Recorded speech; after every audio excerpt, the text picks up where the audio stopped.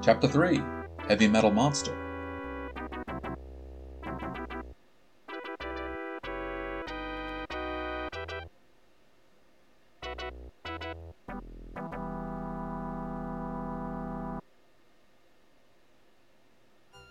Jason has entered the top security vault in search of Alan's files. Little does he realize the area is being patrolled by Bob, a binary overseer biped. This robotic terror is in development for use against the vast communist hordes who plan to overthrow the American way of life. Until that day, this metal titan guards the secrets that keep this country strong. So I always get out of here ASAP. I don't want Bob to see us. Now I'm pretty sure Bob can crush us effortlessly, so that's why I always get out of there as soon as I can.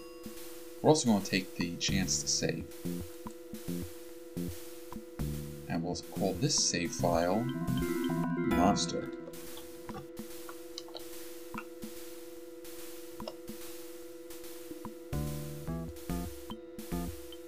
And hopefully that worked. Yes, it did.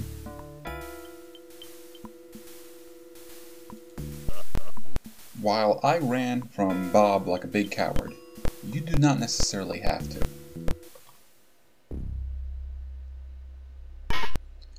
As long as we stay right over here, Bob won't bother us.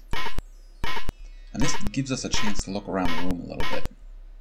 Large piece of equipment filled with gauges. The large lever opens the titanium doors which protect the top secret files. Alright, the intruders sits only partially assembled at the far end of the cavern. This advanced piece of equipment was found in the labs of Dr. Meacham.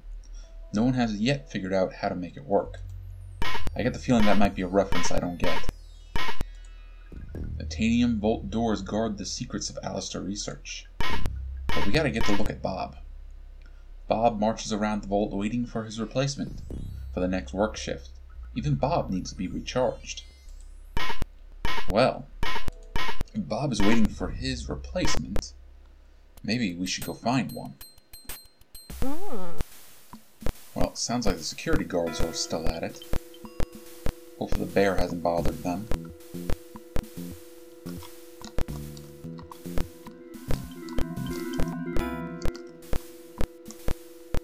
So what we're going to do, or what we're going to try to do, is take this trash can here.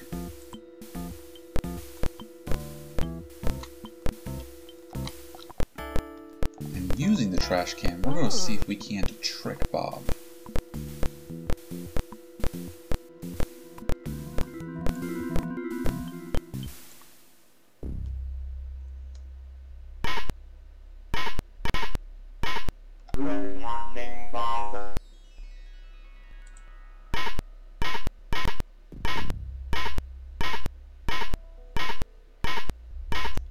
Alright, it worked. We got past the heavy metal monster. What we want to do is get into the vault here. Moving the lever down causes the titanium doors to slowly open. So let's take a look. Nothing in this drawer is of any interest to you. There's only one drawer we want to look at. A fire-resistant cabinet with medium security documents inside. So, can we open it? The keys to this file are lost. Find another way. Well, we're not going to open it with a key, but maybe we can open it with a crowbar. Crowbar pries the correct drawer open. Inside the drawer you find your brother's files. Inside the drawer is a roll of microfilm, a piece of a map, and an ancient compass. Well, let's take it all. You carefully remove the map, the compass, and the microfilm from the drawer. Now we're all done with the vault.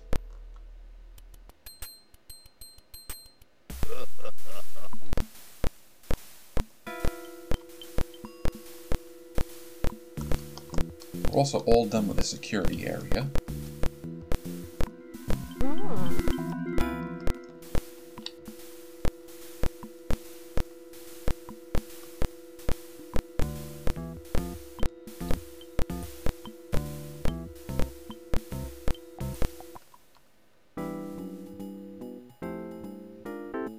now back inside the research area. Well, the offices, and you see, the library is open.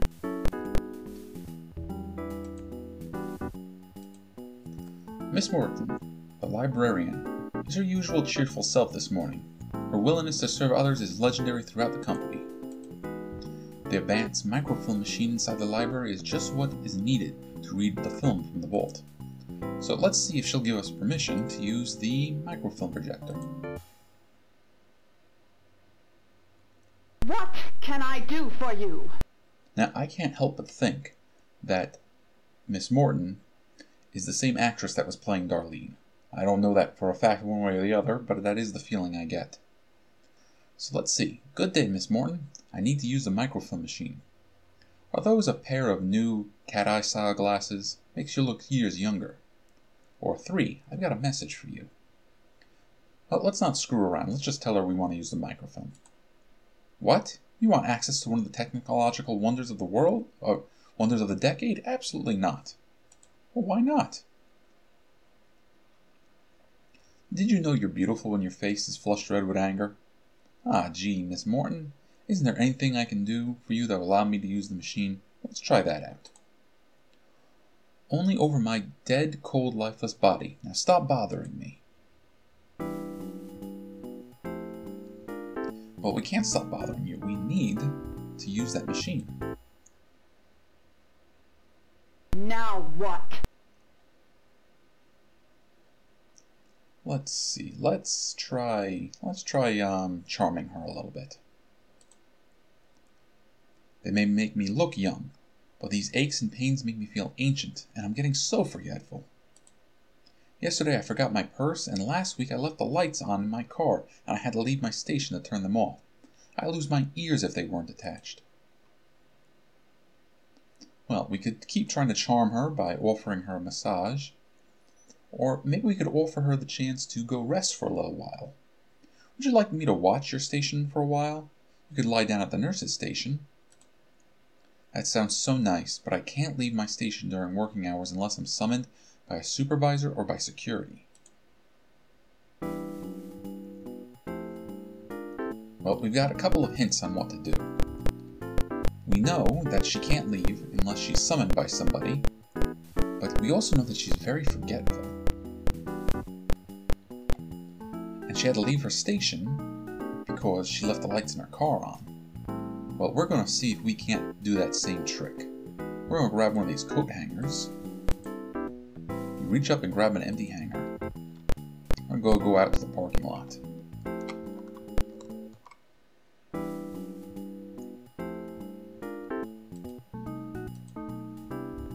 Alright, and the white on blue Chevy belongs to the librarian, Miss Morton. We left Darlene's trunk open. We don't have the keys to her car, but what we're going to do is use the coat hanger to reach in through her window and pull open the lock. In the time-honored method of opening locked car doors, you twist the coat hanger into a long hook, slip it through the window frame, and unlock the car door. You climb into the librarian's car. Well, now we can look around the dash a little bit. A circular headlight switch. Well, that's probably exactly what we want. Genuine vinyl dashboard. So much better than leather, it is guaranteed to never crack, peel, or fade. Solid chrome technometer? That's one I don't know. It lets Miss Morton make sure she never comes anywhere near the red line.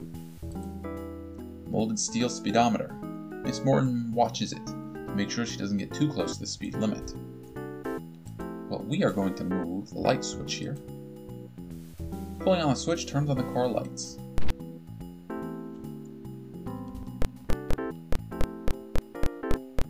So let's go back inside and let the librarian know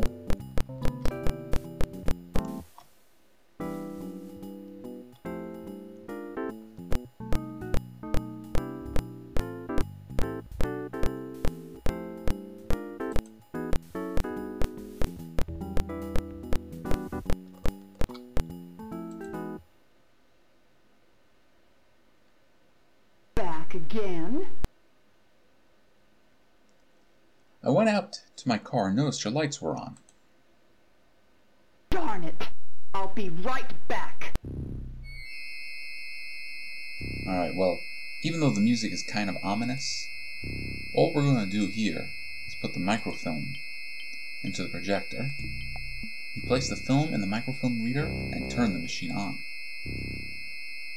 And we're going to use these buttons to navigate through what it has to say. Strange writing found in the Amazon may solve ancient mystery. Thousands of miles away from civilization in the remote jungles of the Amazon, famed archaeologist Hans Stroheim is searching to solve one of the great mysteries of the Western world.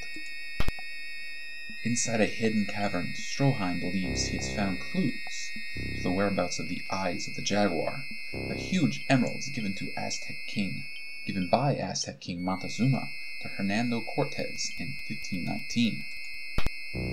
Montezuma believed that Cortez was a great bearded god whose coming had been long foretold in Aztec legend.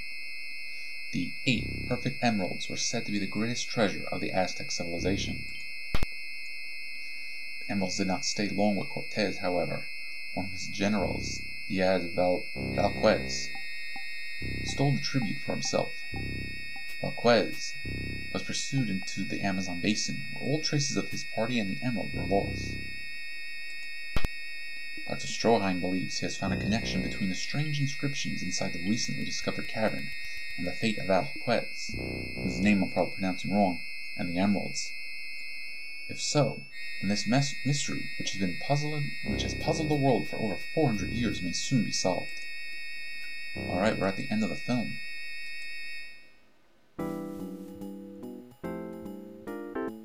And now the library is closed, signifying that we're all done here. So at this point, the only thing left to do is go home and see if we can find our Orphan Annie decoder ring to decode the secret part of Alan's message.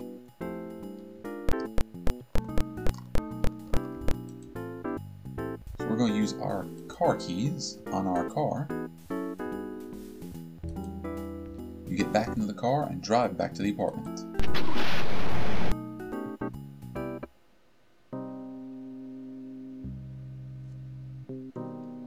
Jason arrives to find that the interior decorator from hell has paid a visit. The apartment is totally trashed. Someone has even slashed the velvet painting. This could take years of careful restoration. Someone was looking for something in a real hurry. The landlord is not going to be happy about this. Yeah, the place is a mess. But if you take a look at the chair, you can make out something flashing. It's a long-lost little Orphan Annie decoder ring you and your brother used to use to decode secret messages sent to each other. Well, let's grab it. You pick up the ring. With the ring, you are able to decode your brother's message. Fly to Cuzco, Peru. Get to Rio Blanco. Find the phone in Rio Blanco. Dial 73262. Let the phone ring 3 times. Go to the cantina. I will send someone to meet you. The beautiful tropical plant lie dying on the carpet. The beautiful Dumont television set has been destroyed. Shattered glass from various appliance and light fixtures. The $2 velvet painting has been tampered with. The furniture really got knocked around. Table lamp is tipped, but unscathed. Alright, well that's good. Unscathed. The bathroom is slightly messier than the way I left it this morning. The woolen sack tape recorder appears unscathed. Well, we have a reel that we want to listen to. Place the tape on the recorder. Let's play it and see what it has to say. The tape is a recording of Alan reciting the combination to his safe. You quickly write down the combination on a scrap paper. Well, where would Alan have a safe hiding? Well, the only places we have to visit right now are our apartment and the research building.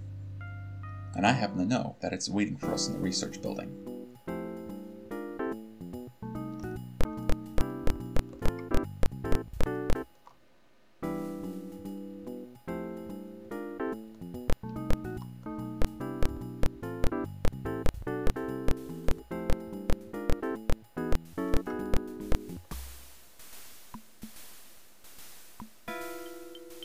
In his office, if you move the dartboard from the wall to the table. There's a safe behind it. An AMSEC half-inch plate door. Combination safe with triple relock protection.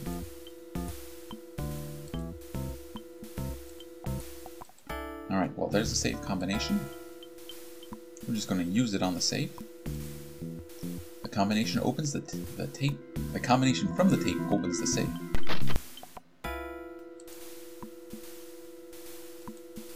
Alright, it's full of money. Now you have everything you need to leave for your search for Alan.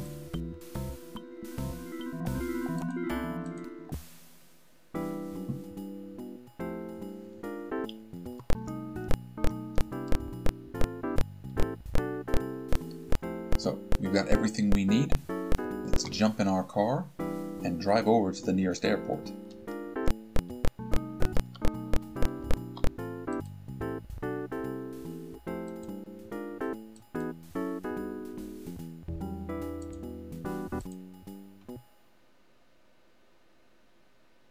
Meanwhile,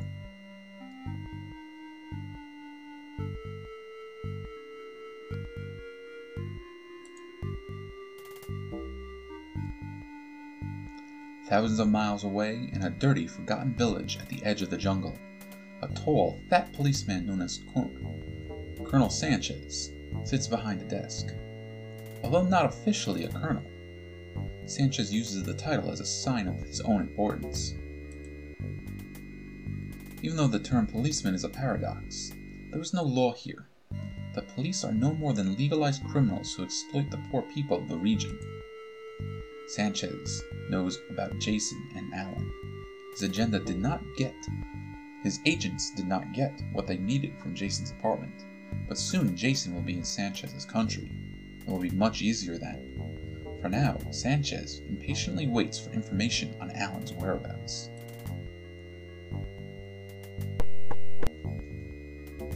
Come in! Huh. The attempt to recover the package has failed. What have you found at the campsite? We have nothing. The men will not go near that place, but we know the brother survived. We will continue the search. He must be found! And that's it for this chapter, but we'll catch you in the next exciting chapter, Hot Pursuit.